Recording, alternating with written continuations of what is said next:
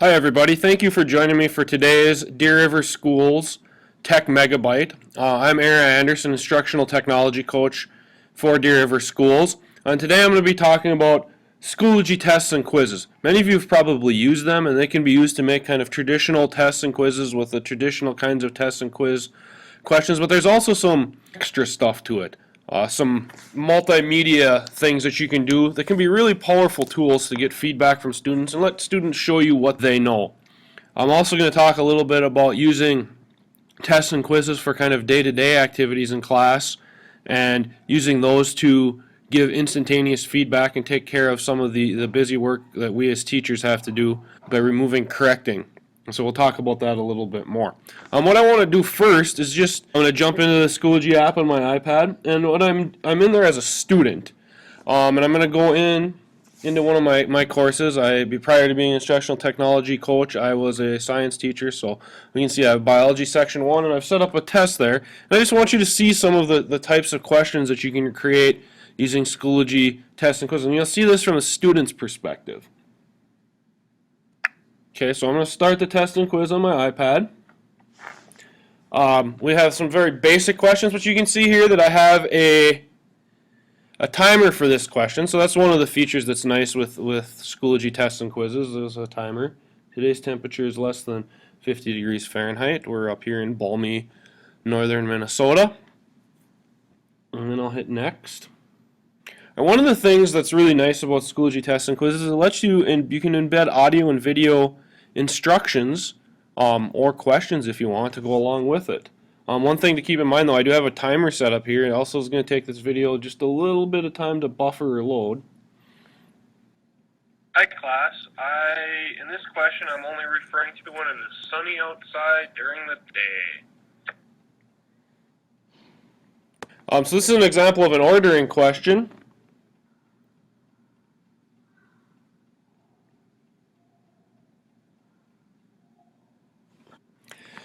Here's an example of fill in the blank. And with the fill in the blank questions, you can grade them subjectively or objectively. I know one of our math teachers uses this a lot as a quick check-in with kids, but maybe even more so kids can just get real quick feedback. So he uses this almost like a worksheet versus a true test or quiz. So we'll put the answer there. Here's an example of a matching question. Apple's going to be red, pumpkin orange, and watermelon green. So I was talking a little bit about multimedia options. You can use pictures or images. I'm going to talk a little bit more about why that could be important and powerful, both for students and then for you as a teacher. That is false, and I set it up so that I need to put in a correction for the underlined word. This is a picture of a duck. And then with this last question, I actually embedded a video, and I'll show you how to do that. And so I'm just going to let the video play. Again, this is a YouTube video, but it's embedded within the quiz. So I'm just going to let this play quickly here. Adam and Jamie have just had the most unexpected result in Mythbusters history. Okay, so I'm not going to let the whole video play, but you get the point that I've embedded this video. And then the correct answer is the dependent variable is the elephant's response to the mouse. And then I'm going to go ahead and submit it. So this is what a student would see. Yes, I want to submit it. I set this up so they get instant feedback. You don't have to set it up that way, but I did, so I can get some instant feedback on this. Right here, I want to show you this. Here's an ordering question. I've had lots of trouble with ordering, and a colleague of mine and I have tried to figure this out and really haven't had much success. So I guess my recommendation, we'll talk about each of the question types, but is to stay away from ordering questions because very obviously my answers were correct, but they marked wrong, and the correct answers or the correct order is over here. So we can see here whether you get instant feedback, which we know best practices. That's really, really powerful. I'm going to shut my iPad off or jump into Schoology on my MacBook in a web browser. Probably the best way to create these quizzes and tests is within your web browser, within your MacBook. And this is the same course, Biology Section 1. We'll jump inside there. You can see the quiz or the test right there, Practice Test 1. I'm going to go Add Material. I'm going to add a test or a quiz. I'm going to give it a name. I'm just going to call this practice test 2. I'm going to make it due tomorrow. I'm going to make it out of 10 points. I do want to grade it. I already have a category set up called assessments. You could also create a new category if you wanted to. So I'm going to create an assessment. I'm going to use a numeric grading scale. I could potentially assign it to individual students if I wanted to, or I can assign it to the entire class. This just means what the students will be able to see. You'll still be able to see it, the grade statistics, and I'll show those to you later, but the students won't be able to see them.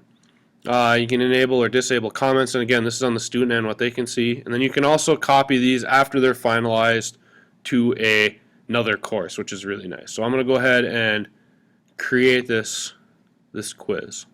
Before we go on, or before I show you how to add questions, how to, some of the different options, I just want to talk a little bit about why you want to use Schoology tests and quizzes. Probably the biggest reason is that instant feedback piece. Best practices show that students that receive instant feedback grow and learn much more about that, and that's really what this is all about. You can use these as a formative piece because they also give you as a teacher instant feedback, or do something subjective like an essay question. You can still go on and grade that, but many of these things is going to be graded immediately, and you can get feedback not only on which questions are getting right or wrong within a class, but you can also get feedback on who's completed it, how long it took them, and those kinds of things. So that's really nice. So we can do that as a formative assessment. You can do it as a summative assessment. And an idea that I was just introduced to recently is really kind of an aha moment for me, and that how digital technology can change or transform learning was to use this kind of in everyday practice. I taught science for a long time. And I hate to say it, but I used worksheets fairly frequently. Depending on the time of year, what I had going on, both professionally and personally, it could be anywhere from a few days to a week and a half, or maybe even 2 weeks before I got those worksheets corrected and back to those students. So that didn't do those students a lot of good in terms of giving them feedback. Didn't do me a lot of good in terms of what I'm teaching, because it's a week later now when I'm looking at this, and I've already moved on to some new material when some kids might really be struggling with something. Gentlemen speak about learning management systems, and one of the ways they could be used is to front load or to load your worksheets, especially worksheets that have objective type questions. Load those in as a test or a quiz. And again, stressing with the kids that they're not a true test or a quiz, they're just a worksheet. Let the students complete them, and they will get instant feedback. You can turn on so that they get their answers back immediately, and they can see what they did right and wrong. This is going to save you tremendous amounts of time on the back end when you have to grade these, and it's going to give you instant feedback as well. So really, in a way, it's taking what was once a worksheet, and turning it into, in a way, a formative assessment for you and those students, so they can see where they're struggling or what they need to do. And that was really kind of was an aha moment for me. Like, man, I should have been doing that. It would have saved me a lot of time, and it would have been better for students as well as me. So that's just something to keep in mind. Another thing with Schoology tests and quizzes that we've taught, that I hear come up a lot, is what are some concerns that people have about cheating, especially using online tests and quizzes. Right now, Schoology does not have kind of a safe testing mode that locks the students into the app, but there's many teachers that are calling for that. I know Schoology has heard those calls and is working on developing something. But there are some things that you can do to alleviate some of those concerns anyway. Schoology allows you to randomize. Most teachers I know that use Schoology tests and quizzes put a time limit on. You can put it on the entire test or individual questions. And you can individually assign quizzes, so if you have a student that needs some accommodations, you can change those time limits or disable those time limits just by simply copying the test and creating a new version to individually assign to that student. And that's pretty easy to do. So those are some things to keep in mind. I'll show you how to use video, embed video. You saw that in the practice test that the student that I showed you when we started. You can use pictures. It's really hard for students to Google an image. They can Google a string of text, but they can't Google an image. They can't Google, or copy and paste a video. and get the answer. You can also, like I said, record yourself, audio or video, and students are going to have a hard time, especially combined with a time limit, retyping that. They might be able to copy and paste a piece of text, but if you just read something in audio, if they have to retype it, same question, and you have a time limit on the question, they're going to really struggle with that. So that's some things to keep in mind and some things to do as far as test safety goes. How do we add a question? Right here.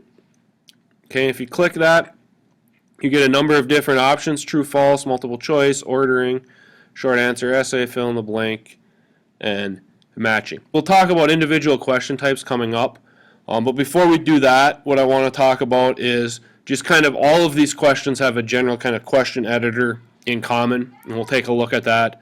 I'll show you how that works and some of the things that you can do within that. Once we get done with that, then we'll take a look at the different question types and kind of some tips and tricks with each one of those. The next thing I want to show you is the question editor, and the question editor is very similar for all the different question types. So I kind of want to walk you through that, and then after that we'll look at the different types of questions. So to get the question editor, you're going to hit add question, and you can see there's these different question types here. And like I said, the question editor is very similar for all of these. There's a lot of similarities, so I want to look at those first. So I'm just going to open up a true and false question. And when I'm talking about the question editor, I'm really talking about this area right in here, and then the different things that you can do to the questions. And so, okay, it's in this area that you can create your questions. And you can do a number of different things to them. You can format text. So you're going to insert your text here. Start with this. What are the 7 steps of mitosis? We can do a number of different things. We can make it bold. We can make part of it bold, italics, underline. We can add bullets and lists to the question. This is not where you're going to deal with the answer. The answer is down here, so we're just writing the question. We can change the colors. We can change the background color if we like. Behind it, there's some formatting things we can do here. Strike through, superscript, subscript. We can add indents. We can align this. We can link some stuff here, and I'll come back to this in a minute. Basically, this is just adding a link to some sort of website. You can insert content. It can be really important. We can insert images. So we saw in the practice test that I showed at the beginning the image of a duck. So you can go ahead and insert an image if you want. And there's a couple ways that you can do this. You can upload files or insert them from the web, and we can insert videos as well. And we can also embed YouTube videos or videos from other places if we can get an embed code for those. You can also put in a link from here. We can put in symbols, insert different symbols. There's a variety of different special characters. It's especially important for math, as well as there's an equation editor, and where you can insert your math equations. I know our math teachers use this a lot, and this is really kind of important to them when we're doing this. There is a spell check option. We can do some formatting, preset formatting, and then you can change the text size as well. One other thing to note in here, right in this area, is you can switch to HTML code, or switch back to kind of the visual code. Visual code is probably what we're going to use most of the time. Some other things that you can do here, you can add an audio or video recording of yourself. We saw that in the practice test as well. So you can add audio only if you want, so some instructions, or you could actually have the question as an audio question. You can also do video and audio, and you saw an example of me doing that in the practice test. And both of these work very similar. You just hit the button, and it's going to have you start recording. The basic question editor within Schoology. I will come back to this in a little bit and show you how to actually embed a video from YouTube within that. So I just showed you the question editor, and I want to show you how to, and I talked a little bit about it, but how to embed a YouTube video within the question. We saw this in the practice test that I showed you at the beginning.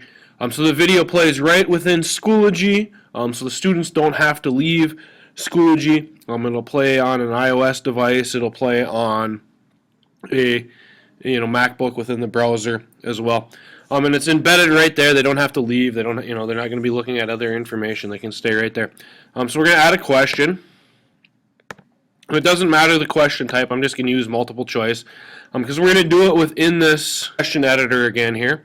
What we want to do though is we're going to add an HTML embed code that we're going to get from the YouTube video, and I'll show you how to do that in a minute.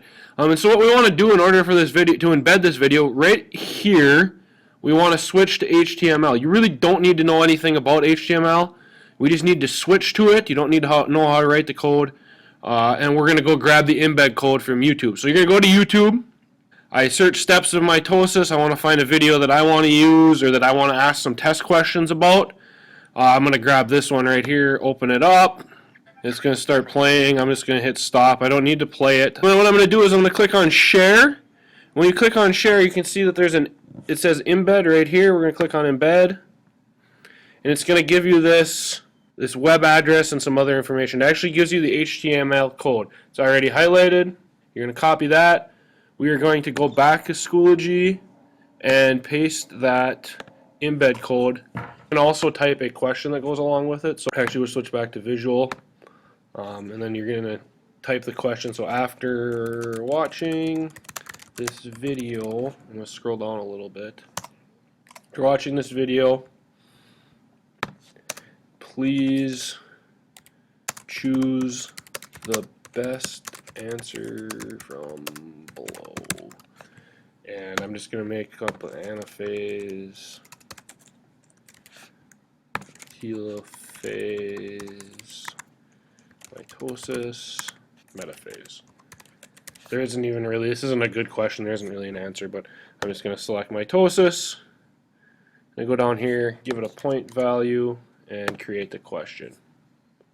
And so now that video will be embedded. It's going to take a moment here. I'm actually going to go to preview, begin test and quiz. And we can see that question with the video embedded right within Schoology, and it'll play the video without all the other kind of stuff that's going on in YouTube or other choices. Let's dive into this animal cell and see how mitosis works. So that is how you embed a YouTube video into Schoology. You need the embed code from YouTube, and you need to switch your question editor to HTML, copy and paste that embed code, and then switch back to the live view and add the question and answers that you want. The next thing I want to share with you are just the different question types, and many of them are probably very familiar to you, and some of them there's a few kind of tips and tricks that I want to give you for them. Others, like multiple choice, are just pretty straightforward. So I'm going to go into each question type real quickly and just give you a chance to see them. So we're going to add a question. We're going to add a true and false question. We already talked about question editor, but if you look here, you can also choose to have a false option require a correction. And so I'll show you how to set that up. So you can write your question. You can use true and false. You can replace this text. You could use yes and no, or you could use other phrases as well. It says correct answer, so if the correct answer, we're going to change it to false.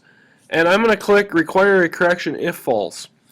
So when doing this, you want to set this question up so that, but denote somehow the phrase that you want to change. I'm going to change this to, the correct phrase would be penguin. You can also add a weight here.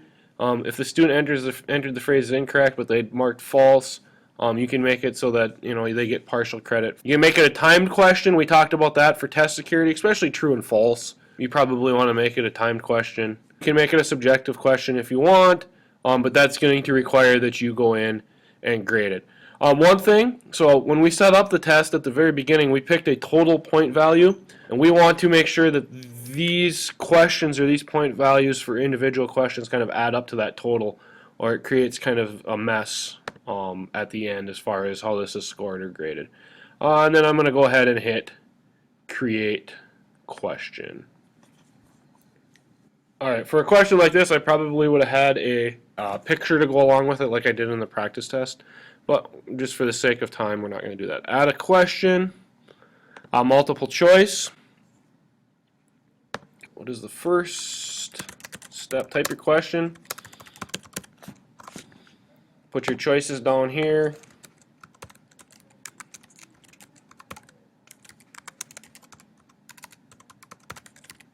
On there, let's do it like this. There we go. Put the correct answer on there. You can add more choices if you like. You can make it so that the choices are randomized for the students. If you have multiple correct answers, you can allow partial credit, and you can also make this a timed question as well. All right, so go ahead and create the question. Multiple choice is pretty straightforward. Third one, ordering. And it works kind of in a traditional way. I'm not going to type out a question, but you type your question, put your items down here. You put them so they're in order, and then it'll randomize it. I would stay away, as far away from this allow partial credit as you can. I've tried, and a couple colleagues of mine have tried to figure out how it is scored, and it's very confusing. We've been very systematic about trying to figure out how it is scored, and we haven't had a lot of luck with that. So my recommendation would be you can use ordering, but stay away from the allow partial credit. Either they're all in the correct order or none of them are in the correct order. And that'll save you and your students a lot of headache. All right, I'm going to cancel out of there.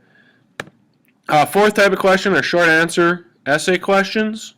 And these are subjective, so you're going to have to grade these.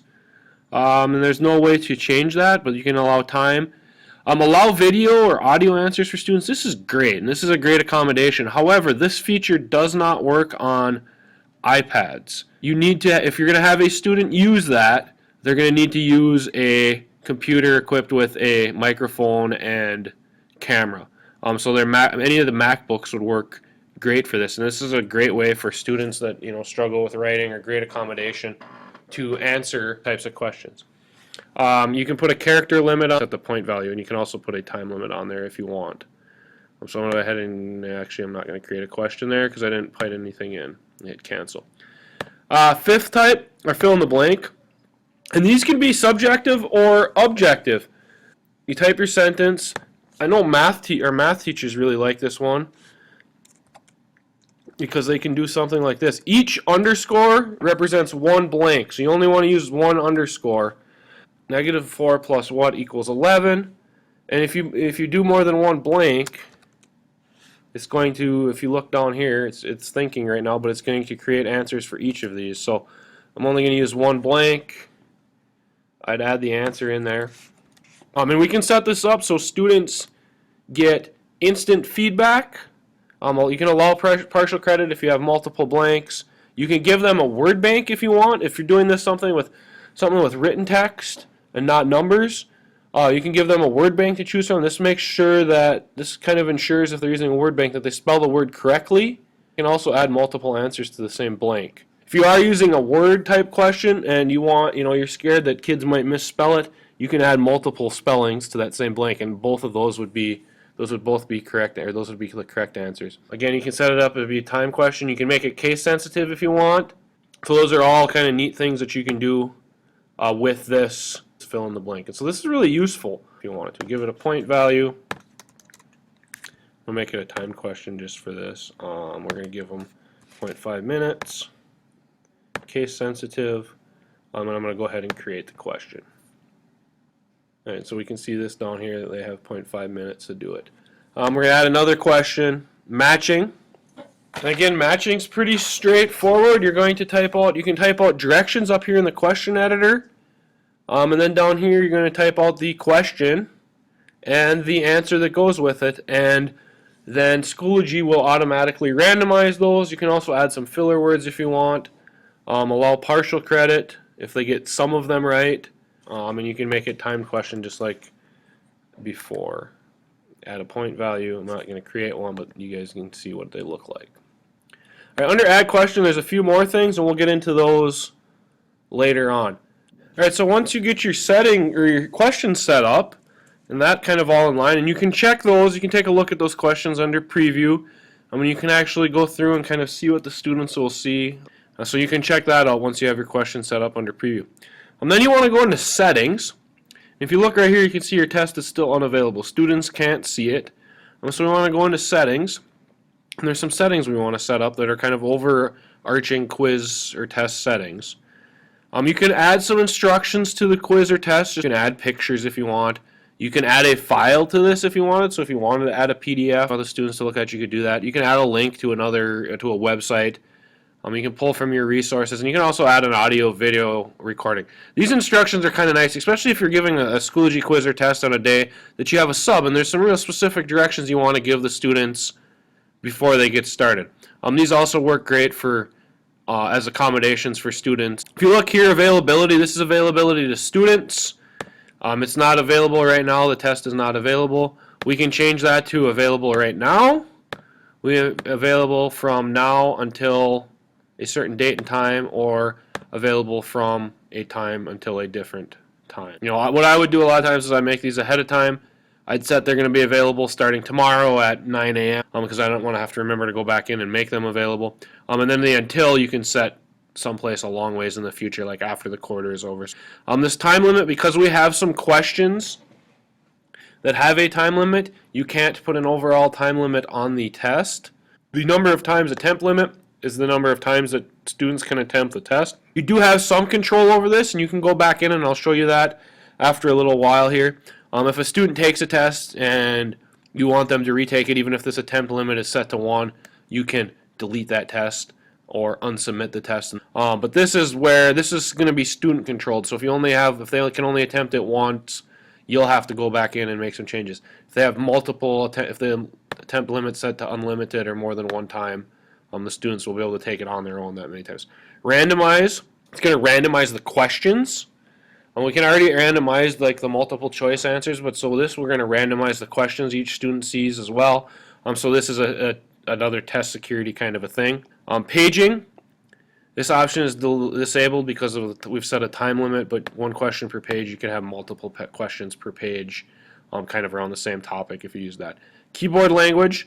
So for foreign languages, you can change the keyboard, a browser keyboard with language specific accent marks for Spanish. Question review. This would be where students can go back and review the questions once they're kind of done with the test. They can go back and look at the questions they've already answered and what answers they've put.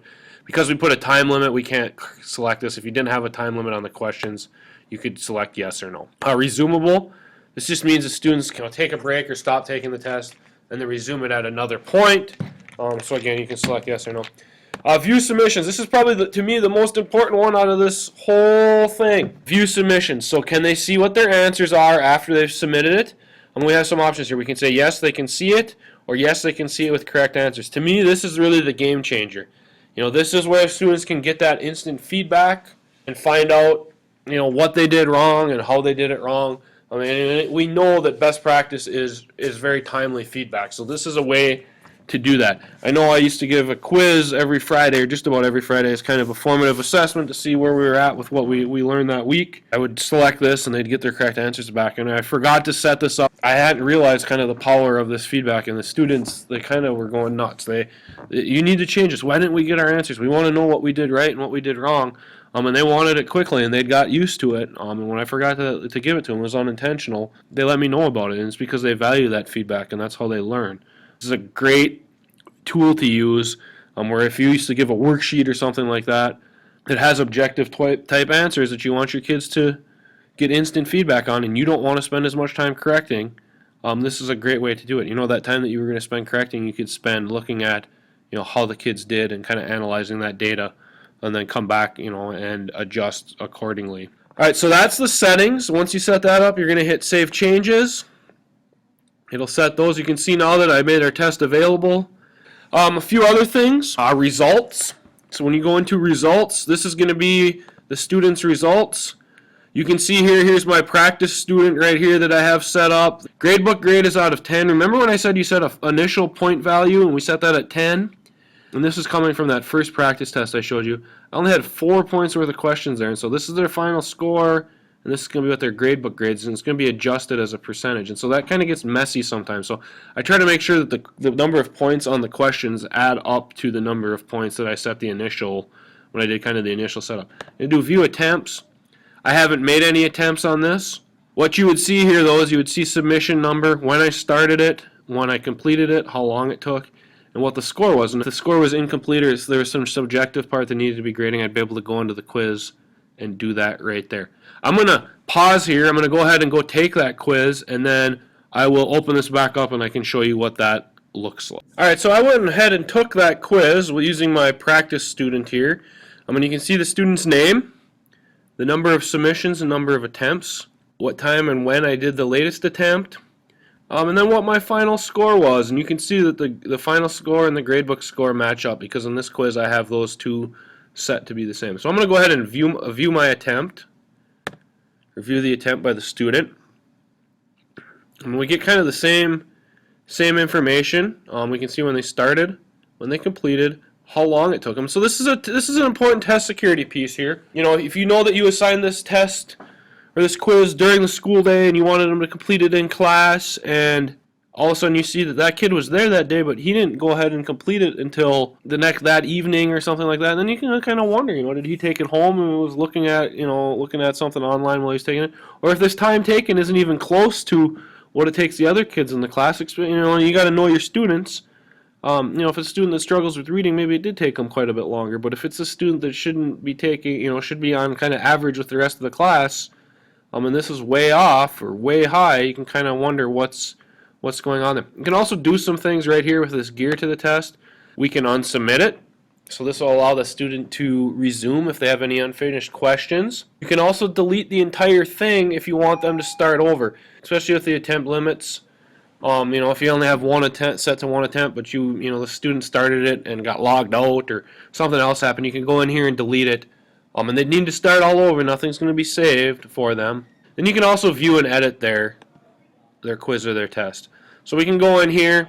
You can see how long it took me to answer each question. You can see what the answer I put was. You can see here I got these ordering questions incorrect. Got these wrong, so I got a 0, but I want to override that. I want to make sure that I got a different score. If you had subjective questions, this is how you would go in and deal with those subjective questions as well, as they'd be here, and you could go in and grade them. You have the ability to add a comment. You can also change the score to whatever you want. So I'm going to override it. I'm going to clear this override, then we'll go back. When you're all done, you need to save your changes. Okay, and so those are your results. The last piece of this that's really kind of important is right over here, and that's this grade statistics. Now, you can see this all the time. You can make it optional in your initial setup as to whether students can see these or not. And it's going to give me lots of information about this test. Okay, it says here they are currently hidden from student view. You can enable this by editing this assignment. It's going to show you, it's going to give you bar graph. We have one grade, it was at 100%, and we can see the maximum number of points, the highest grade in the class, the lowest grade in the class, the average grade. So that's really kind of useful as you try to analyze where your class is at when you're doing this. So again, you can make this available to students, or you can just keep this for yourself. But that's grade statistics, and it's right over here. You can access those from there. The last feature of Schoology tests and quizzes that I want to share with you, how to create a question bank. And so if we look here under Add Question, you can see that we can add questions from question banks, which is really nice. And I'm going to open that up. Add individual questions or random questions from these question banks. I'm going to open this up. I have a couple of small question banks. You can see this one. I'm going to go to my honors biology one and go into biology. And you can see that I can set the number of points. I can select the question that I want. I can select this one, and I'm going to add these two questions. Whoops, I didn't select the number of points, but it's going to add them down here. You can see that they're added, and they both defaulted to being worth 10 points, so then I just need to go in here and edit the question and change the point value.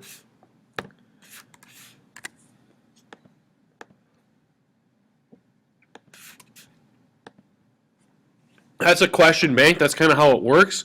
So you're probably wondering, well, how do I set one up? The first thing you need to do to set one up is you need to go into Resources, and we're going to go into Personal, add a resource, and you can see right here it says Add Question Bank. And so we're going to add Question Bank. I'm going to give it a name. I'm just going to call this one Practice. You can give it a description if you'd like. Enabling question tracking. There's some information about this. This enables questions in this bank to be tracked each time they're added to a test or quiz. But that makes it so that we cannot change the test or quiz. It's locked and cannot be edited. So I'm just going to shut that off for now. I'm going to create this. You can create them by class too. So inside of this, you can add questions. You can also, if you go to Options, enable that question tracking.